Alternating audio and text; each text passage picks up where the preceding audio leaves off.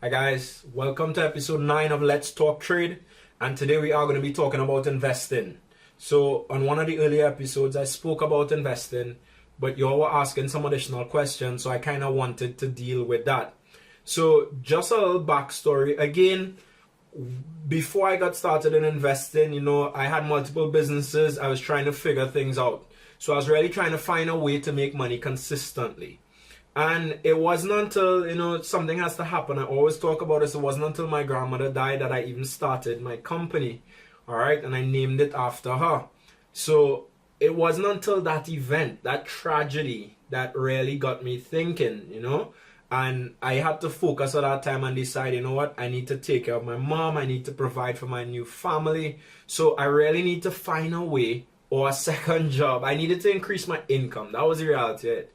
And at the time, I was going through my options and I said, I've been trading for a while. I've been playing with it. Let me stop playing with trading, right? Let me really start, focusing properly and focusing on trading so that I could really use that. I'm going to try it for a year properly.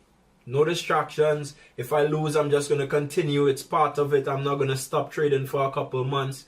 And in doing that, I was able to retire after a year. That's how I got to that point. All right, guys? And it was some little steps that I implemented along the way. So, I made sure that I was looking at opportunities differently. I made sure that I was doing my due diligence. I made a plan in terms of trading as well. I made an actual trading plan, which I stuck to. I decided to devote more time into education, into finding a mentor who could actually mentor me properly. I logged more hours behind the screen, basically doing analysis, practicing, taking trades.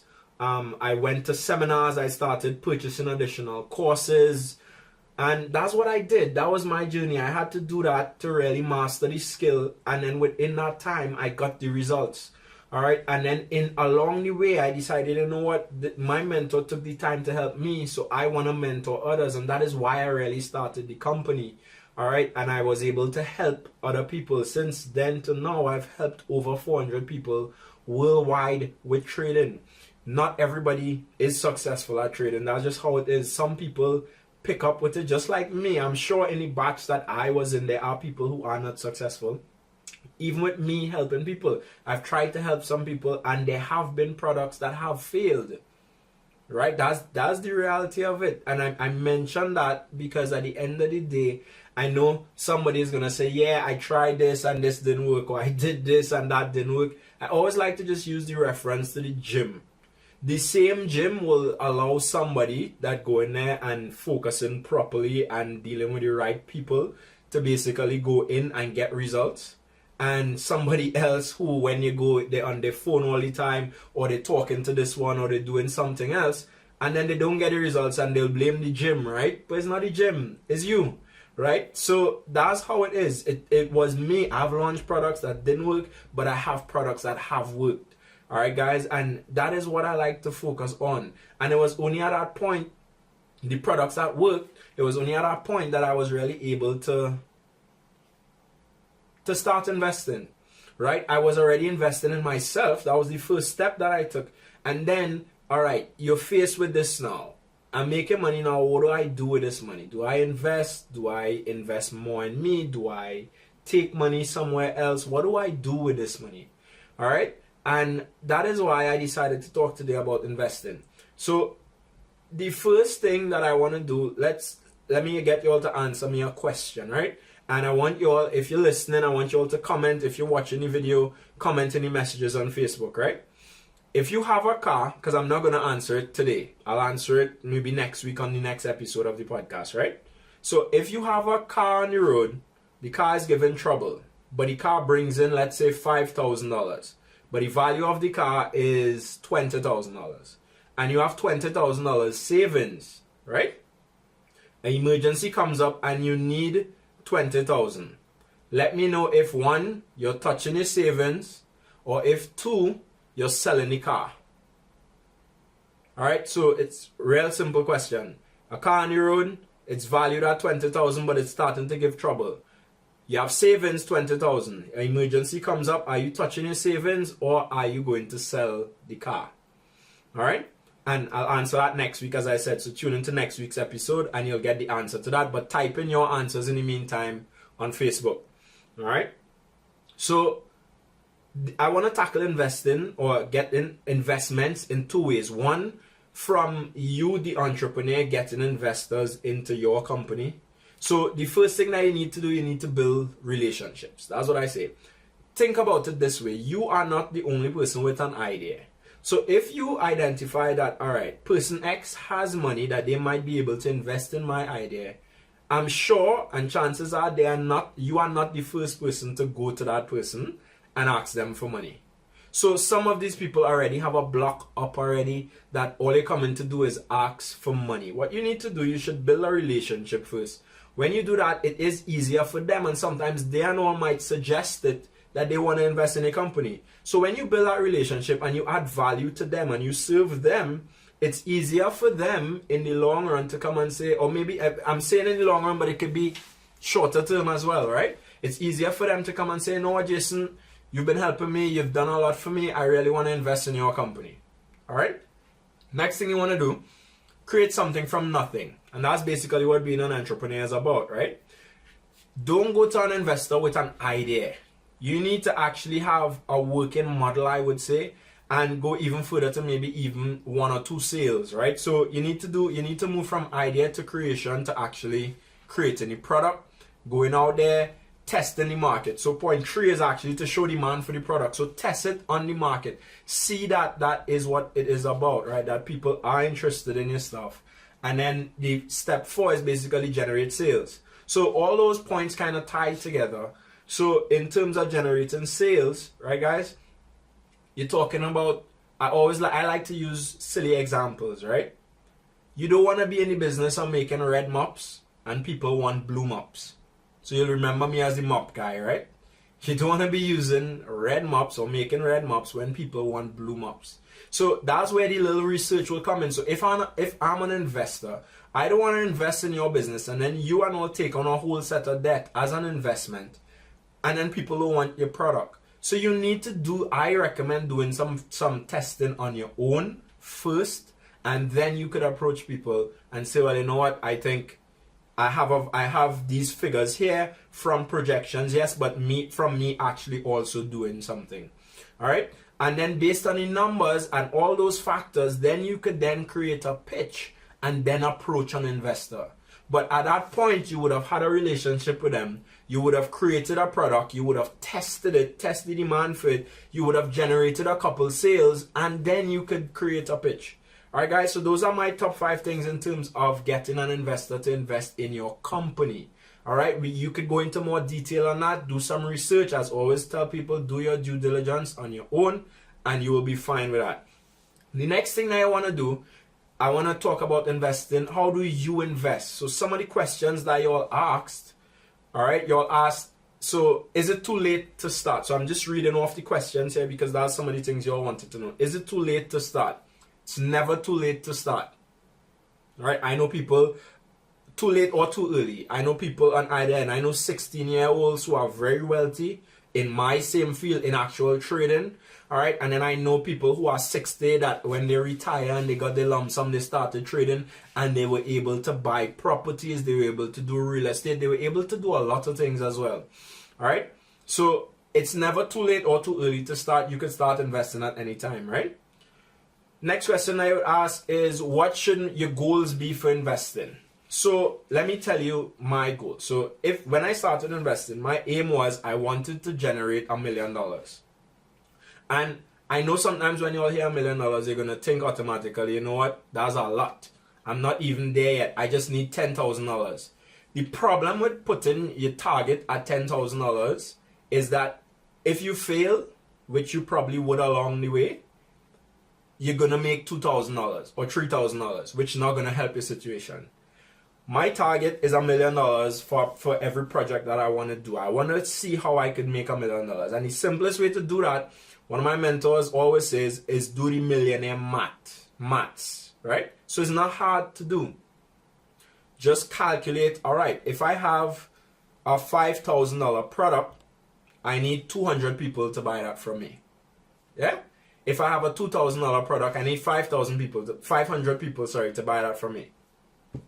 And that's $1 million, yeah? If I have a $1,000 product, I need 1,000 people to buy that from me. So if you create a product that is valued at $1,000, over deliver, so people would spend $1,000 on it, I'm sure you could find 1,000 people to buy it within the next 4 years. And within that 4 years' time, you can become a millionaire. So in terms of your goals, everybody would have their own goals. Aim high, right? It doesn't make sense aiming for a low target. Do the maths up front that if you have a $500 product and you want to make $5,000, then you know you need 10 sales. So you specifically could work towards that target. When you are investing, it works the same way. So you need to find an investment that if you know, all right, I want to get a return of 10%, do your due diligence, find an investment that could give you what you need within the period that you need it. You don't want it to be giving you 10% over or 20% over 20 years, right? That's too long. So make sure that you have the different terms for investment, short, medium, and long term. So make sure that you could approach the different terms and make sure that you would be aware of the different terms, and you would be able to then create different investments to suit those terms. All right? How do I start when I'm already maxed out financially? You increase your income. That's the only way. And when you hear that, a lot of you all say, well, I can't, and I know that's when the blocks start to come up. The reality of it is this. If the bank comes to you today and says, all right, you can't make your payment, you need to start selling off your stuff to pay us, let's say because of your mortgage, or we're going to kick you out, whatever the case is, you're going to sell off some stuff that you don't need, yeah? So why wait on the bank to do it? If you need to increase your income, one of the simplest ways is to sell stuff. I'm sure you have things that you don't have that you could get money for to generate capital to then start doing other things. That's one way. 2, find another opportunity within your field. So if you're already working, let's say in writing, go to Fiverr and advertise some writing gigs. Now these are just examples, right? And then you could start creating an additional income there by doing the same thing you're already doing, right? So you're comfortable with that. You're familiar with that. You don't want the second thing that you take on to be pulling you away from the first thing if you don't have the first thing mastered or set up in a way as yet that you can't control the stream properly. So basically what you need to do is ensure that the first thing that you add on, so don't try to replace your first thing. Add something to the first thing, add something to the first thing, add something to the first thing. All right, so increasing your income is how you'd be able to start if you're maxed out already right now. Is it okay to invest with my heart or just look at the financial facts of the company? Really and truly, you should invest with the facts. But at the end of the day, to me, that gut feeling, you need to be comfortable when you make any investment. So yeah, you need to look at the facts, and it really should be based on the facts. But even if after looking at the facts, something is not feeling right, then don't go ahead with it because you won't be comfortable. All right, so if after the facts, so that's all narrow it down. So narrow it down by the facts, and you might have 5 opportunities, but then you might be comfortable with 2, then you could go with 3 opportunities, and you might have 3 opportunities that you could then pick to invest in. But don't do it based on your heart, because at the end of the day, your heart might lead you astray. All right. What is a bull or bear market? So in terms of investing, and in any field, a bull market is a market where prices are going up or have been going up and are predicted to continue going up. And a bear market is the opposite, where prices are falling and are expected to continue falling. That's what a bear market is. That's what a bull market is. So if you're in a bull market, you're expecting the market to continue to go up. So you want to buy low and then sell high. If you're in a bear market, you want to do the opposite. You're expecting a fall, so you want to start selling at a high price and then buying back at a low price. Now, the selling at a high price and buying back is a concept that is a bit tricky to explain. I like to explain it like this. It's shopping on Amazon. So picture traditional business. If you have a traditional business, you're trying to be in a bull market. So if you buy a pen for $5, and you sell that pen for $10, you're operating in a bull market because you bought it at 5 and you expect it to go up. You're selling it for an increased price for 10. You're expecting to get a sale for 10. That's basically a bull market. Think about it like that. But if I was Amazon, right? Amazon doesn't stock all of the items that they have, right? So what Amazon does, they will sell the pen first for $10, then go to the supplier, buy it for 5 because they have a contract with the supplier, and then they ship it out to you. So in Amazon's case, and this is not for all of their products, but for some of their products, they sell it first for 10, buy it back at a lower price second for 5, and that's how they make the $5 profit on this pen. Alright guys, so that's how you think about bear market. It might still be a bit confusing. You could just do some research and you might get another example that makes sense as well. Is it safe to invest? That's where due diligence comes in, and that's, as I was talking about before, you need to do your due diligence and really find out if it is that investment is safe. Do your research. That's where your facts will come in. And then, as I said, if you're not comfortable, then still don't do it, right? But there are a lot of safe investments out there that you can do that will generate income for you as an entrepreneur. So next, should profit be kept for operating expenses? Or sorry, how much profit should be kept for operating expenses versus how much should be invested? So that is something that's going to be unique to each situation. So based on your situation, one, you will know what are your living expenses. Because let's say it's your only job or it's your only business, right? You still have living expenses to cover first. So if you have your rent, you have all of that to do. Those things you need to cover. You shouldn't invest rent money or living money despite how good the opportunity is. That's why from before you should have been increasing your income. So you'd have extra income to then invest. But if you're trying to invest your rent money, from my personal experiences, I remember coming up and I remember dealing with people who have been trying to help. Somehow it does not work out when you try to invest money that you kind of need right away, or money that you know is for something else, and you say, you know what, I'm just going to take this one trade or do this one thing and be able to get back this return. That doesn't work out. Increase your income first and then you'd be able to invest after. All right. So once you know, all right, this is my expenses here and I have X remain, or I have $10,000 remain, whatever the case is, and you have that remain, that's what you should be looking to invest. Now, your aim at first is to grow. So you don't want to have $5 extra and say you're going to invest $5. You should have a plan of attack from upfront that you should be able to say, you know what, when I have $50,000, I want to start invest. When I have $100,000, I want to start invest.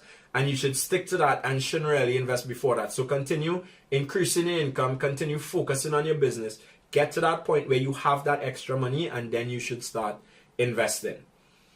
All right, and the last question, should I be charged a fee to invest? I say yes at the end of the day, right?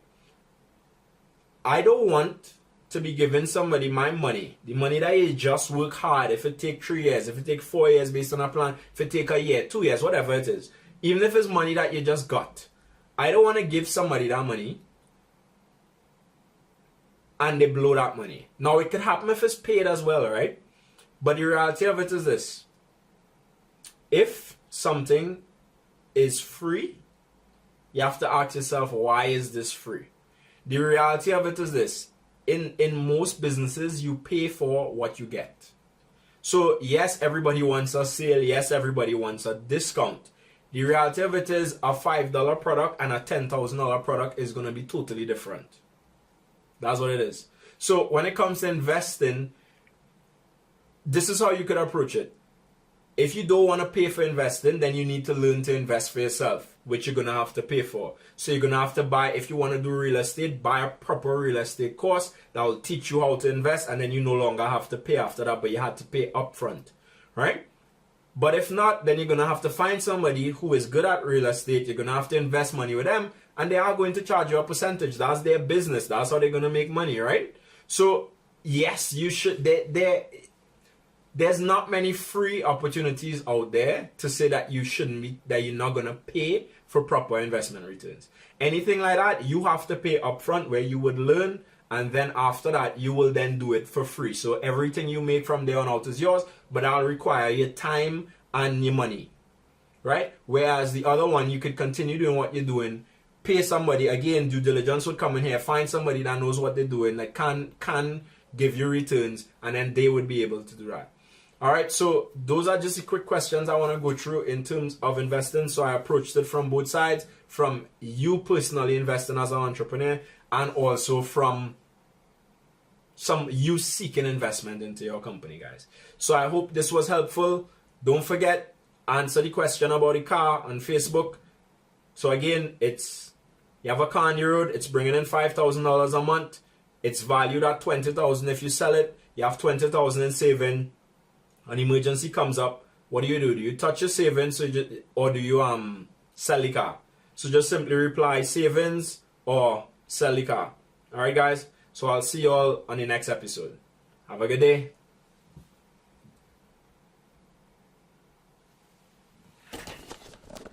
Booga booga booga.